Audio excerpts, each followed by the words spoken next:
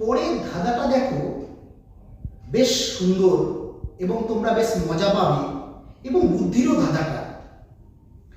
রামবাবু তার ছেলের প্রত্যেক জন্মদিনে 2000 টাকা করে ব্যাংকে জমান, কিন্তু ছেলের বয়স 21 বৎসর। তখন ব্যাংকে 12,000 টাকা জমেছে, এর কারণ কি?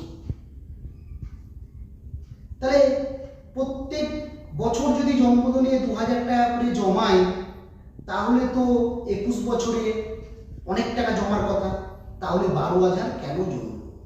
আসলে রামবাবুর ছেলের জন্মদিনটা ছিল 29শে ফেব্রুয়ারি, অর্থাৎ লিপিয়ার।